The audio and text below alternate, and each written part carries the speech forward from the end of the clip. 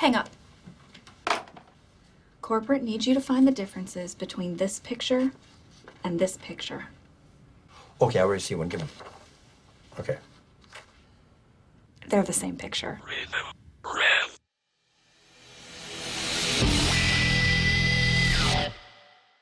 Hey, what's up guys? Rhythm Rev here, and man did I not see this coming. On May 19th, Ethan Klein, owner of the H3H3 Productions channel, made an expose/hit piece on the host of Drama Alert, Daniel Keem, aka Keemstar. This seemingly came out of nowhere, but the history of the video actually stems farther back to a video created by Mudahar of Some Ordinary Gamers. In his video directed at Ethan, Mudahar claims that Ethan cast shame on Jeff Bezos for only donating a small fraction of his money to medical research. Mudahar also questioned the existence of Ethan's FUPA fund, believing it still had money to support other YouTubers in their battles against copyright claims and strikes on this site. These claims prompted Ethan to make a nearly 40-minute video responding to the claims made by Mudahar. In said video, Ethan himself claimed to have funded the entirety of his lawsuit against Matt Haas and used all of the FUPA fund money, to which Keemstar responded, asserting that Ethan actually in fact used the money he received from a deal with Overkill Software and Starbreeze Studios, developers of the game Payday 2, in which the game had DLC featuring Ethan and Ela Klein. Money that he believed exceeded the amount in legal fees that Ethan was facing. This accusation made by Keemstar really rustled Ethan's jimmies, leading him to creating a 40+ minute long expose that we are here to discuss today. There are 4 particular points in Ethan's video that I would like to discuss today in this video, so without further ado, let's do it.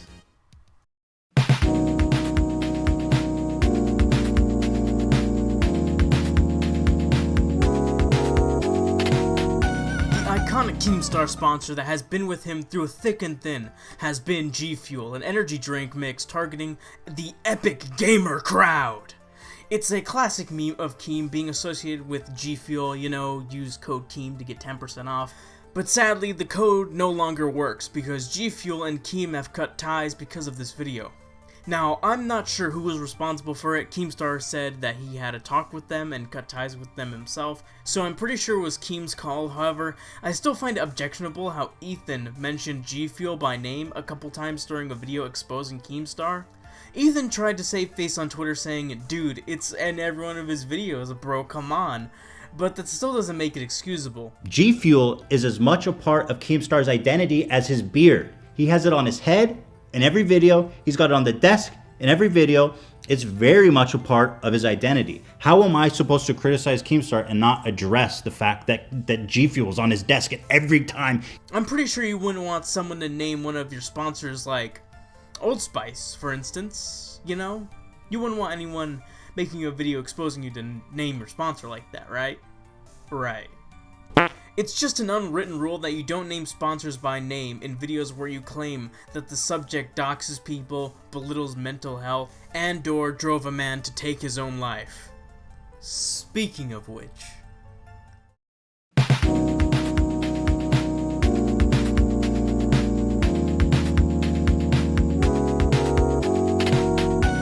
I think this is really the worst part about Ethan's video personally. So in Ethan's video, he tackles how Keemstar reported and discussed the antics Etika, aka Desmond Amofa, got himself into before his disappearance. Ethan makes the accusation that Keemstar was extremely harmful to Etika's mental well-being and made his condition worse with their interactions.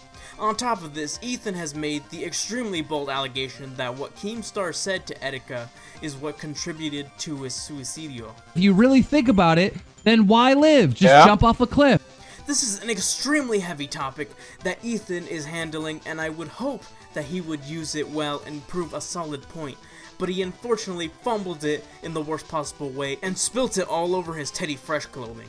The core issue with Ethan's arguments is that he is arguing in retrospect.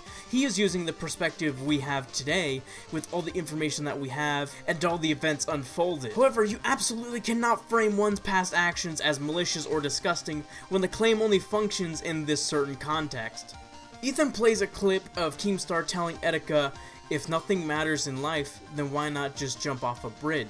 which, yes, in retrospect was an awful thing to say, but if it hadn't been for the actions that transpired, Ethan's point would be completely null and void, and that's exactly the issue. How in the world was Keemstar supposed to foresee that Etika was actually going to jump off the Manhattan Bridge? There was absolutely no indication that Etika was going to do anything besides his delusional ramblings, which could have meant any number of things. Not to mention, just about everyone at the time had almost the exact same reaction as Keemstar, because Etika was making an absolute spectacle of himself. Today, we know these were delusional ramblings and cries for help, but what were we supposed to make of it back then? What other YouTuber suffered from the same delusions Etika did and had such a big meltdown online? None. That's the answer. And nobody knew how to react. You can visibly see this in the live streams people have archived. Everyone in the chat is posting clown emojis and freaking out over what Etika is saying. If Ethan has a problem with how Keemstar acted, then without a doubt he should have a problem with how Etika's fans acted and call them out directly for their behavior and feeding into Etika's delusions further. Right? But no, he wouldn't. He would never do that. He knows there's an overlap in their fan bases and he wouldn't want to risk his image by shaming a portion of his fans. While we're at it, why didn't Ethan say anything when the situation with Etika was going down? He wants to act like the arbiter of truth on the topic of mental health, yet he fell silent with this whole ordeal that was going on. It couldn't be that he only used it when it became convenient for him and that he doesn't actually care about the situation at all. Keemstar doesn't deserve to be criticized or blamed for what happened to Etika. Critique in retrospect is one of the worst things you can do when you're coming to argue your point. I also like how Ethan states that Keemstar forged a false relationship between him and Etika after su muerto, even when Etika has gone on record beforehand and said he likes Keemstar and that he wanted to be on Drama Alert. Gee, for a video that took 30 days to make, quote unquote, he either left that detail out and omitted it to prove his point and push his agenda, or he just didn't do enough research. He even used a clip from iDubbbz's content cop on Keem to bolster his point. Pfft, give me a break, dude. The fact that Ethan is trying to use what happened to Etika as a point to leverage guilt, fault, and bad PR towards Keem is absolutely disgusting, because Ethan is very clearly manipulating the feelings of his audience, and I have lost all respect for him for doing this. He is blatantly manipulating not only the facts, but also his audience into believing that Keemstar is at fault. Ethan went on Twitter to try and retcon what he said by saying, "I didn't make the claim," when he absolutely did based on his rhetoric and the fact that he included the clip of Keem saying to jump off a cliff. If he wasn't going to make that claim, then why did he include the clip? The clip serves no other purpose than to assert that Keem is at least partial fault for what happened to Etika after the interview. That's the sole purpose of its inclusion. Now, I also want to tack on a much smaller argument here because Ethan keeps going after Keemstar for how he handles mental health. Mental health is a big topic in our modern age, as we are just barely beginning to take it seriously, but hey, better late than never. However, Ethan seems to hang on to the point that Keemstar doesn't take mental health seriously, or as he puts it, belittles it when it's really an arbitrary point. Ethan interprets it as Keem demeaning or insulting mental health, but Ethan is actually looking at it in the wrong context and the wrong perspective. You see, I know it's kind of hard to believe, but Keem's a 38-year-old father, and he doesn't just understand mental health, he just doesn't get it. He has the mentality that you should simply try harder and make yourself not be sad, or just be motivated by your work and not let it bother you. Now, of course, this is a very old-fashioned way of seeing this, and he should become more knowledgeable of how he perceives mental health in the modern age, but this doesn't make Keemstar irredeemable. He's like your dad, you know? Your dad wants to help you feel better, but sometimes he just doesn't know how. But that's okay. We shouldn't yell at him for not getting it right the first time, or that it makes him a bad person. As proved in this tweet made by Boogie2988, Keem actively tries to help out Boogie, but he just doesn't know how, and that's okay. He gets frustrated because his way of thinking just doesn't work, but he's trying to learn. We should help him and guide him to enlightenment, rather than beating him into the ground and yelling at him. I think we can let each other get things wrong on the occasion, and just try and help each other understand. This is even without mentioning the times that Keemstar has actually tried to help people in those ways that he knows how, such as getting Kid Behind the Camera to go to his dad's funeral, as he likely was in a similar situation of his own.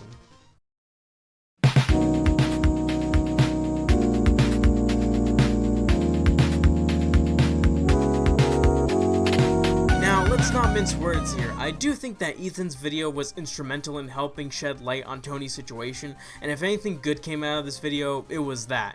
That being said, Ethan is yet again placing blame on something Keemstar has done that he couldn't necessarily foresee the consequences of or control. Yes, what Keem said and did was awful, and it's without a doubt the worst thing he's ever done, and will forever taint his reputation, and for good reason. However, to blame Keemstar for the harassment Tony gets on a daily basis is a stretch.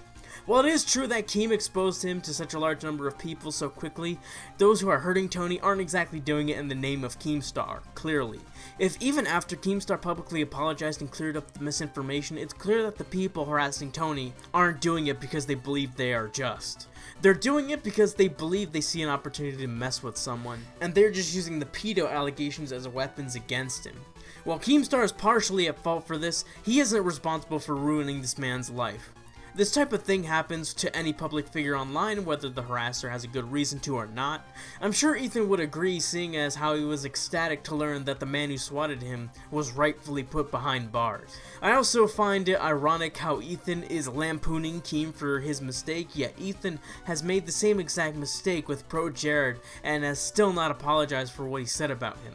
Again, I feel awful for what happened to Tony, and it's something I would never wish upon even my worst enemies. But at the end of the day, it's something that Keem just can't magically undo.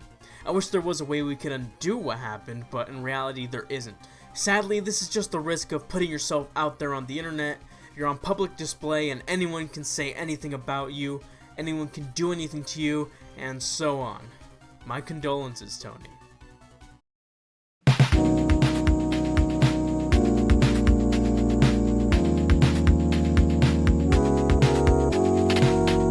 Okay, now this is the one that started it all, supposedly instigated the whole drama and this whole debacle.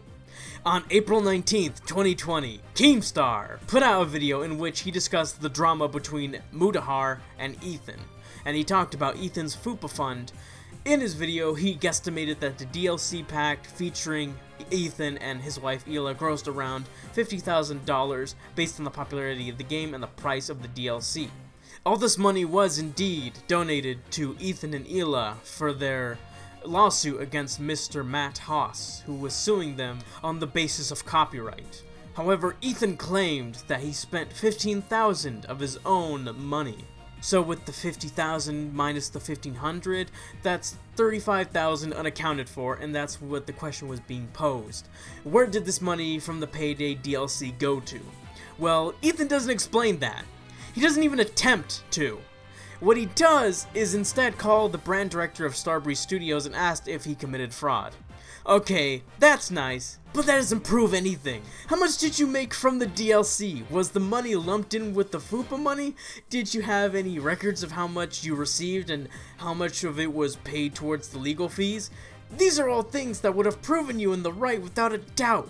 However, you instead used a diversion with all the other claims against Keemstar to get good PR and favorable buzz, so you think you could just let this slide by and prove yourself right. But that won't work, not while I'm around. I can see right through your persona, through your lies and manipulation. You have clearly taken things out of context, used retrospective argumentation, hung on to the past, and omitted key details to try and make yourself out to be the hero here, and it's sadly working. Ethan is trying to use the situation to chisel himself the title of being a hero after the recent controversy he got into with Mudahar. It's obvious that that situation has given Ethan a swollen head and made him believe that he can just get anyone to bend to his will and get them to take down their video. Unfortunately, he made the grave mistake of trying to pick a fight with the rat. And while Keemstar's many things, he is definitely not apologetic. If anything, he's the opposite. It's clear that Ethan is trying to milk the situation for all it's worth and trying to make the embers light as long as possible. He's doing this by drip feeding info and evidence in the conversation rather than using every piece of evidence at his disposal. This is so that whenever someone debunks a flimsy point made by Ethan, he can pull out another piece of evidence, prompting another response, and so on and so on. For example, Keem shamed Ethan for mentioning Gfuel in his video. Then, in a video the next day, Ethan uses an old clip of Keem mentioning Soar Gaming sponsors. You can tell the clip is old because of Keem's disturbing lack of facial hair. Keem's rebuttal to that clip is that it's old and when he was much smaller than Soar and before the whole commentary community was in its heyday, which is fair. Ethan then pulls out another piece of evidence of Keem trying to threaten Renee on Twitter, whoever that is, threatening to target their sponsors last year.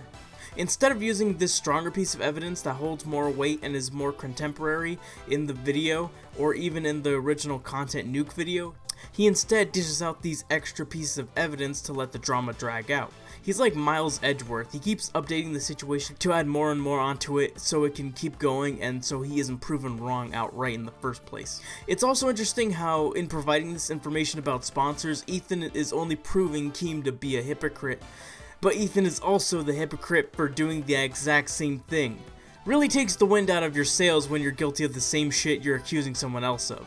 Make no mistake, I'm not a fan of Keemstar and I'm sure as hell not a fan of H3. Definitely not after this mess.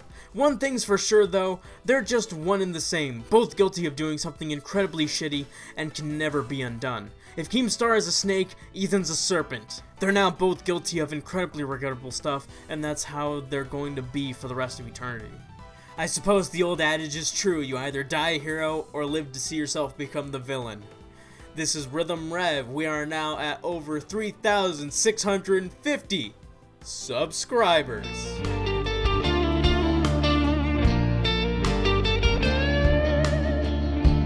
Keemstar, nibble on your cheese.